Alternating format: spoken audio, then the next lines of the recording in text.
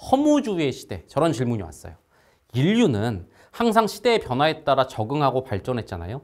허무주의의 시대, 과연 인류는 어떻게 발전할까요? 아주 좋은 질문인데요. 여러분, 지금 이 시점을 한마디로 규정하자면 제가 하는 말이 아니고요. 수많은 학자들과 수많은 대중들이 한 말을 모아서 분석하는 사람들이 이렇게 정의했어요. 지금은 허무주의 시대다. 일본에서는 벌써부터 이거에 대한 다른 이름이 붙어서 사회 문제화 또는 사회 쟁점화가 되어 왔습니다. 사또리 세대, 저게 뭐냐면 달관은 좀 어려운 거죠. 쉽게 말하면 모든 걸 체념한 세대. 연애도 하지 않고 차도 사지 않고 특별히 좋은 직장을 추구하지도 않고 돈을 많이 벌려고 하지도 않고. 우리나라도 바로 이어서 저런 말 들어보셨어요? 3포 세대, 지금은 5포, 6포까지 늘어났다는 안타까운 얘기인데 결혼 포기, 취직 포기, 출산 포기, 거기에 계속 포기가 붙으면서 연애도 포기, 3포, 5포, 6포 모든 걸 체념하고 하는 시대. 그래서 허무주의 시대라는 이름이 붙었고요. 저희는 따로 다른 방식으로 철학자의 이론과 대중을 통찰하면서 공허의 시대라는 그런 시대적 이름을 붙였는데 결국 다 일맥상통하는 얘기일 겁니다. 맞습니다. 이 시대의 본질 코드는 허무주의예요. 이때 인류는 적응하고 변화하겠죠? 어떻게 변화할까요? 두 파로 나뉠 겁니다. 여러분은 두 파 중에 어느 쪽으로 될지 미리 생각해보고 어느 쪽이 더 나을지 생각해 보셨으면 좋겠습니다. 첫 번째는 공허파입니다. 채워지지 않는 걸 어쨌든 채우려고 하는 거예요. 말초적인 걸로. 허무주의 시대가 어디서부터 나왔고 저 도식이 어떤 걸 의미하는지부터 잠깐 이해를 하셔야 됩니다. 자본주의 말기에 모든 나라에서 일어나고 있는 현상이에요. 자본주의가 정점일 때는 사람들이 가슴이 꽉 찼었습니다. 뭐 하나로? 부자가 되겠다는 목표, 출세할 수 있다는 목표 있죠? 그 목표 때문에 눈앞에 공부든 일이든 투자든 닥치는 대로 미친 듯이 했어요. 그리고 그렇게 하면 옆에서 평범했다가 부자가 되는 성공 스토리, 아메리칸 드림, 코리안 드림이 넘쳐났어요. 그래서 뭡니까? 가슴이 꽉 차 있었죠. 그런데 왜 사또리 세대, 3포 세대가 태어난지 아세요? 자본주의 말기가 되면서 이제 성장은 정체되기 시작하면서 내가 부자가 될 수 있다는 목표는 날아간 겁니다. 그래서 눈앞에 있는 일도 공부도 치열하게 하지 않으면서 가슴이 일과 공부로 꽉 차지 않아요. 자, 꽉 차지 않잖아요. 좌우지간 인간은 무언가로 채우려고 합니다. 일과 공부로 더 이상 채울 수 없어요. 말했잖아요. 사또리 세대나 3포 세대는 더 이상 취업을 위해서, 결혼을 위해서, 일을 위해서, 돈을 위해서 치열하지 않다고요. 해봤자 안 된다는 걸 아니까. 하지만 인간은 비어있으면 굉장히 위험합니다. 저희가 공허라는 표현을 썼죠. 허무라는 표현도 와닿지만 공허감, 이러면 더 와닿죠. 느껴보신 적 있죠. 근데 그 공허감은 단순히 지나가는 감정이 아니라 인간을 가장 불행하게 하는 감정 중에 하나입니다. 비어있다. 이게 왜 불행하는 감정이냐? 이거는 이 강연 콘서트의 본편, 100분짜리 완전판 본편이 있어요. 굉장히 불행한 감정이라서 어떻게든 채우려고 합니다. 자, 첫 번째 공허파들은 뭔지 아세요? 이걸 1번 말초적인 걸로 채우려고 합니다. 그래서 틱톡이든 마약이든 이런 것들이 자본주의 말기에 심화되고 있는 거예요. 근데 이런 것들의 문제는 뭐라고요? 채워진다는 착각을 주지만 결국은 가운데 본질까지 채우지 못하기 때문에 착각만 줄 뿐이에요. 더 강도 높은 거를 통해서 저 겉을 두껍게 하면 가운데까지 채워진다는 착각을 주죠. 겉은 두꺼워지지 않아요. 잠깐 두꺼워져서 채워진다는 착각, 그래서 강도를 더 높여. 잠깐 두꺼워져서 채워진다는 착각, 더 강도를 높여. 하지만 영원히 채워지지 못하고 결국은 마약 중독이 되거나 쇼폼 중독이 되거나 게임 중독이 되거나 말초적인 중독으로 끝나버리는 겁니다. 공업화는 일단 저렇게 변화에 대응할 거예요.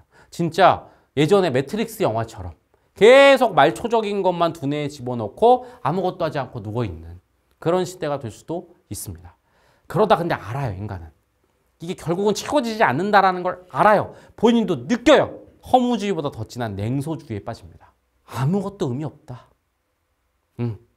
다 필요 없다. 야, 그래도 나가서 운동이라도 해봐. 운동해서 뭐 하냐? 몸 만들어서 뭐 할 건데? 지금 과도기예요. 부자가 못 된다는 걸 알지만 그래도 뭔가 미래를 위해서 준비해야 되잖아. 갓생 그러고 있지만 가장 심해지면 완전 냉소. 운동해서 뭐 해? 야, 그거 투자한다고 될 것 같아? 안 돼. 그래도 취직이라도 해야지. 하지 마. 알바도 하는 게 아무것도 안 하는 거 낫지 않겠어? 그게 뭔 의미가 있어? 이런 냉소로 세상을 바라볼 거예요. 그러다가 이 냉소가 심화되면 악플과 혐오가 되는 거죠. 누군가 삶에 대해서 조금이라도 얘기를 하면 웃기는 소리 하고 있는데 네가 뭔데? 또는 TV의 어떤 뭐 리얼리티라든가 다큐에서 나름 뭔가 삶의 의미를 가지고 열심히 살려는 사람이 나오는 순간 저거 다 틀린 거야. 저거 다 의미 없어. 오늘은 알바지만 저는 알바 3개를 하면서 열심히 미래를 위해서 영어 공부하고 있어요. 악플이 달리죠. 진짜 멍청하다. 자기 인생 갉아먹고 앉아있네. 결국은 알바로서 고용주들의 노예가 되고 있고 이제는 뭐 GPT, AI 들어오면 아무면 영어회화를 하고 있네. 멍청한 것. 운동하고 있는 사람 있어요. 멍청한 것. 그래서 지가 뭐 할 거야? 연예인 할 거야? 대기업 다니면. 대기업이 좋은 것 같아? 그래봤자 어차피 서울에 있는 집도 하나 못 사. 이 대기업의 노예야. 멍청한 것. 공무원? 아이고 멍청한 것. 예. 뭐 TV에 누가 나와요? 자식을 가지고 저는 자식을 낳았더니 너무 행복해. 멍청한 것. 자식 키우는데 돈이 얼마나 드는지 알아? 이러면서 악플 혐오로 심화되는 거죠. 놀라운 얘기가 뭔지 아세요? 제가 지금 하는 얘기가 미래 얘기 같으세요? 데자뷰가 느껴지죠. 어디서 많이 느껴지지 않아요? 지금 당장 일어나고 있는 겁니다. 대한민국 좁혀볼까요? 말초적인 거에 점점 집착하고 있죠. 그죠?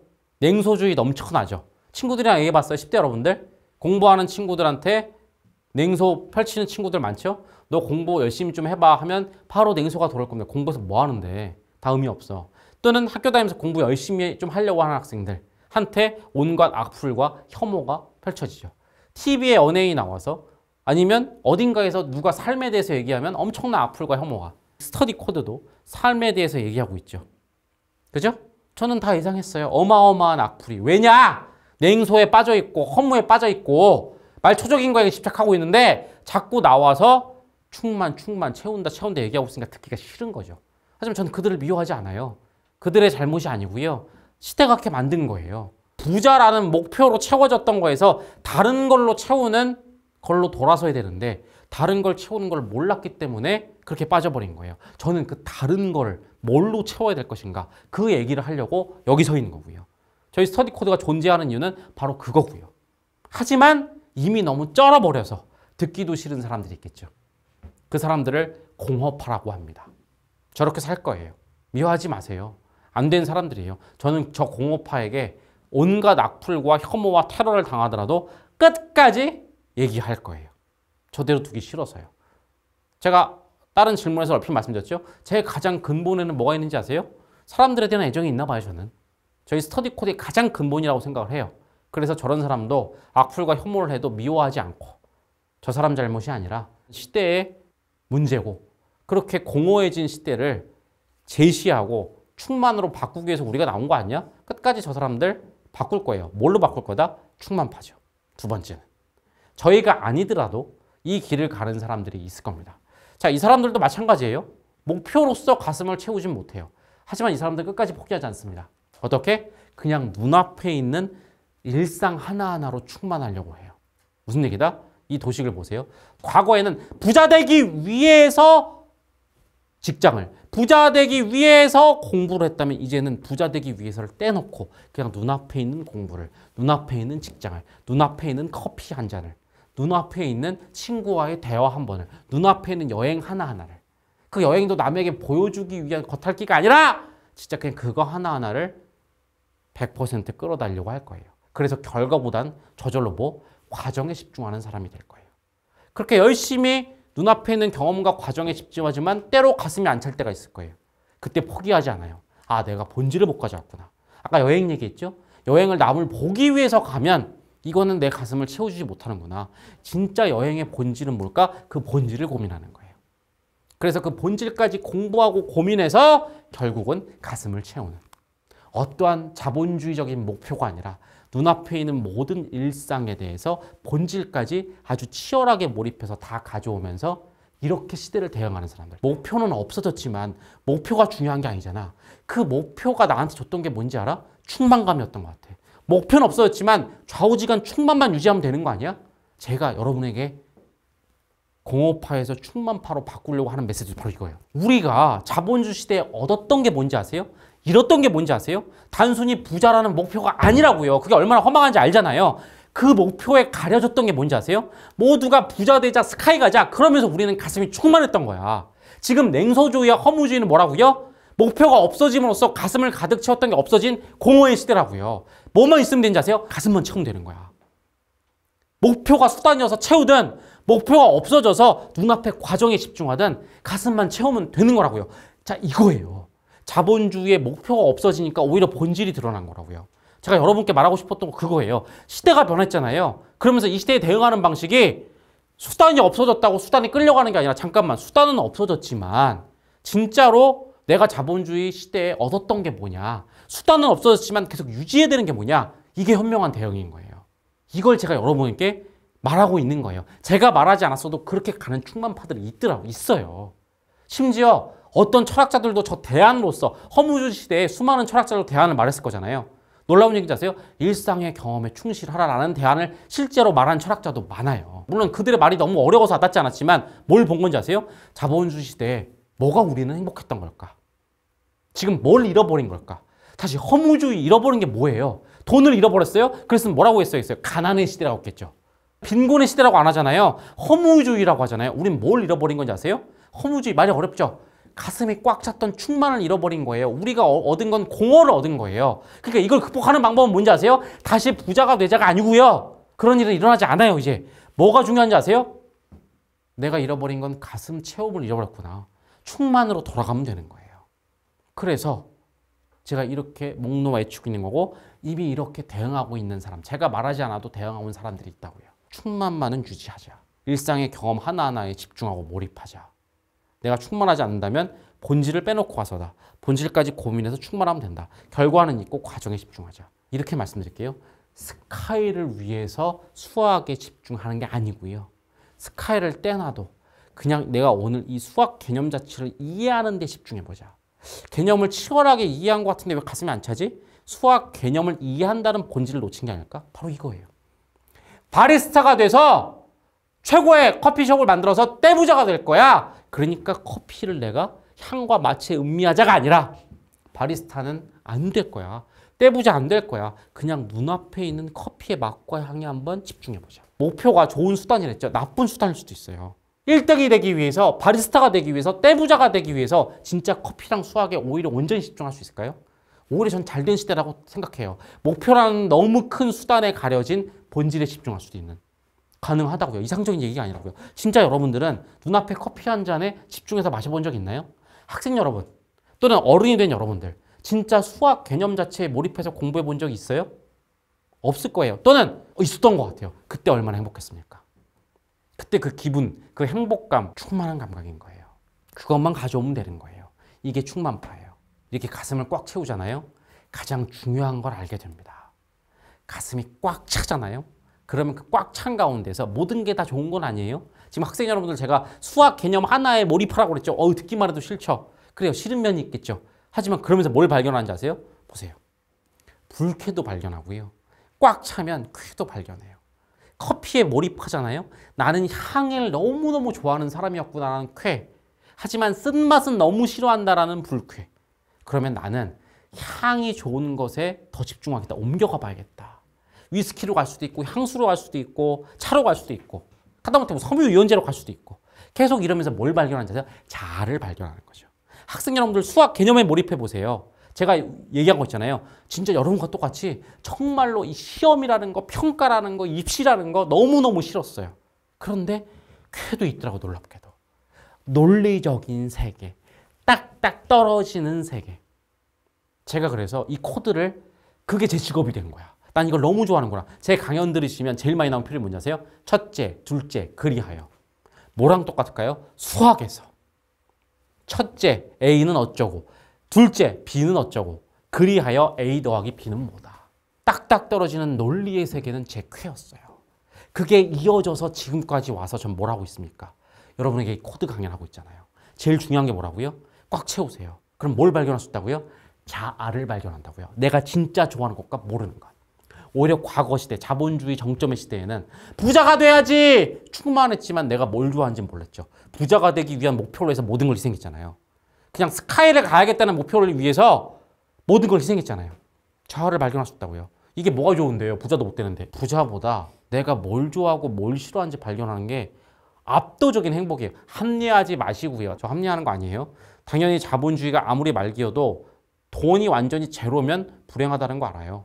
생활의 불편한 수준까지는 벌어야겠죠. 근데 아시죠? 이거 이미 유명한 연구로 끝났잖아요.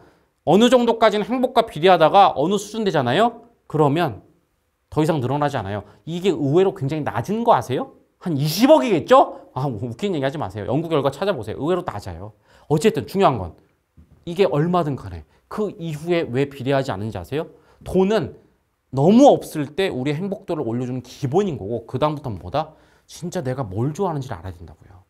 왜 수많은 부자들이 돈 그렇게 많이 벌어놓고 공허한 인생을 살고 내 인생 허무했다고 하는지 아세요?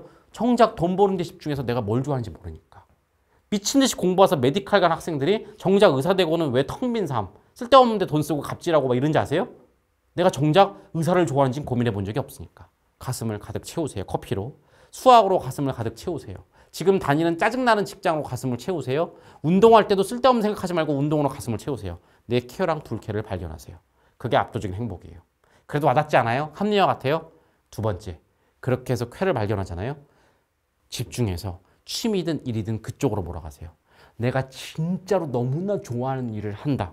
이게 이제는 부자 되기 힘든 이 자본주의 말기에서 유일하게 부자 되는 방법이에요. 그래요. 여러분이 맨날 말하죠. 댓글에서도. 이제는 전형적인 대기업가고 하는 공식이 아니라 크리에이터라든가 뭐 이런 창의적 일을 하는 사람이 떼돈 버는 시대가 됐어요. 그런 일을 하세요. 크리에이트도 뭘 크리에이트 할지를 알아야 될 거잖아요. 유튜브에서 여러분 보고 채널 만들려고 해볼게요. 떼부자 되기 위해서. 뭐 만들 거예요? 바로 떠오르는 거 있어요? 없죠? 아니면 그냥 그놈의 레드오션. 이미 인기 있는 분야. 나 IT 한번 리뷰를 해볼까? 잡아 먹혀요. 유튜브에서 인기 있게 되려는 방법이 뭔지 아세요? 진짜로 시청자가 봤을 때 이 사람이 미쳐 신나 있구나. 미쳐 신나 있으면 기분이 전염되는 것도 있고요. 미쳐 신나 있으면 그 분야에 난 정말로 전문가가 될 거거든. 저를 보세요. 여러분 앞에서 이렇게 엄청나게 오랫동안 강연하고 떠들고 있죠. 어때 보여요? 아, 너무 하기 싫은데 돈 벌려고 해야겠다는 사람이에요? 아니죠. 어떤 아우라와 포스와 눈빛이 나오죠. 전 일을 진짜 좋아하거든요. 어쩜 그렇게 말씀을 잘하세요? 이렇게 코드로 세상의 어려운 문제를 정리해서 여러분께 전달해 드리는 게 너무너무 좋거든요. 전 그래서 대한민국 적어도 5손가락 안에 드는 강연자라고 스스로 생각을 하고 밖에서도 인정해줘요. 왜? 제가 말을 잘했을까? 저는 중고등학교 때 대인 공포증 환자에 말 더듬이 증상이 있었다고요. 믿겨지세요? 태어날 때부터 타고날 때부터 그냥 달변가가 왔죠? 아니에요. 왜? 이 일이 너무 좋으니까. 하다 보니까 이렇게 된 거예요. 이거는 기술로서 연습으로서 나오는 게 아니고요. 진짜 쾌인 사람한테서만 뿜어져 나오는 거예요. 여러분이 최고 강사가 되고 싶으세요? 쾌인지부터 확인하세요. 자기가 뭘 진짜로 좋아하고 안 좋아하는지 모르는 사람들이 대부분이죠. 여러분이 충만파가 되잖아요. 가장 큰 건 뭔지 아세요? 뭐 공허한 인생 그런 거 막는 것도 중요한데요. 진짜 플러스는 압도적인 행복과 더 나아가서 플러스 알파로 이 자본주의 말기, 더 이상 부자 되기 힘든 시대에 유일하게 부자 될 수 있는 길로 가게 되는 겁니다. 제가 자꾸 지금 부자 되기 힘든 자본주의 말기라고 했더니 여러분들이 아, 왜 자꾸 부정적으로 말하세요? 이제도 부자 될 수 있지 않아요? 왜 자본주의 말기고 부자가 왜 될 수 없고 제가 말한 저 그림은 도대체 뭐고 쾌를 진짜 얻으면 부자가 된다는 거고 이런 것도 오늘 시간이 없어서 압축해서 말씀드렸거든요. 이건 지금 번외편이에요. 여러분 현실에 적용하는 번외편이고 본편, 완전판이 있어요.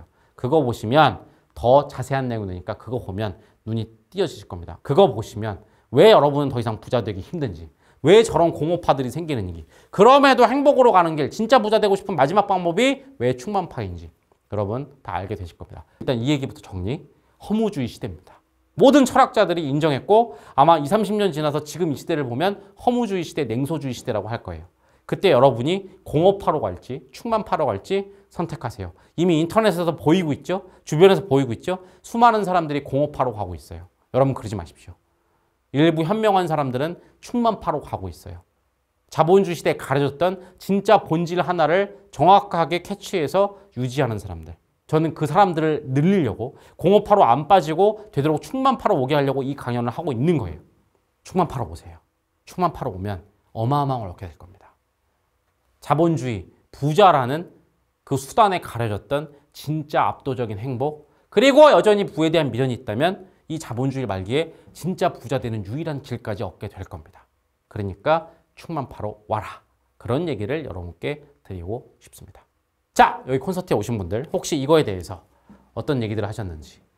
쿠키님, 저도 냉소주의에 빠져 있을 때가 있었는데 다른 사람들의 행동에 대해 의미 없다고 말할 때마다 제 마음을 갉아먹는 것 같더라고요. 제가 이 얘기 하나 드리겠습니다. 미국 토크쇼는 엄청 인기 있는 거 아시죠? 그 중에서 어떤 진행자 한 분이 이제 그만두게 됐어요. 그 중요한 자리에서 단 한마디만 시청자들한테 남기고 떠난다면 뭐라고 하겠느냐 이렇게 얘기했어요. 자기가 오랫동안 토크쇼를 진행했고 또 나이 든 인생의 선배로서 좀 같지 않지만 그래도 겸손하게 한마디 하겠다. 자라나는 젊은이들한테 하겠다. 냉소주의는 인생에 하나도 쓸데가 없다. 오랫동안 토크쇼를 한 경력자가 어쨌든 많은 것이 축적된 인생의 선배가 단 하나만 얘기라고 했을 때 젊은이들아 냉소주의에서 빠져나와라. 그냥 그걸로 제가 가름할게요. 왜 냉소주의가 위험한지 오늘 여러 가지 원리를 설명드렸지만 그분의 얘기라도 기억하세요. 정말 냉소주의는 지금 말씀하셨죠? 내 마음도 갉아먹고 인생에 아무런 쓸모가 없어. 그런데 저도 너무 안타까운 게 인터넷 댓글 문화 때문인가요? 대한민국의 젊은이들 진짜 냉소에 빠진 사람들이 너무 많아요. 키보드 워리어들 그냥 말 툭툭툭 그냥 비판 쉽게 하는 대안 없는 비판하고 냉소, 시니컬한 사람들 너무 많거든요. 여러분들은 적어도 오늘 콘서트에 오신 분들은 그러지 않았으면 좋겠다라는 그런 얘기를 해드릴게요.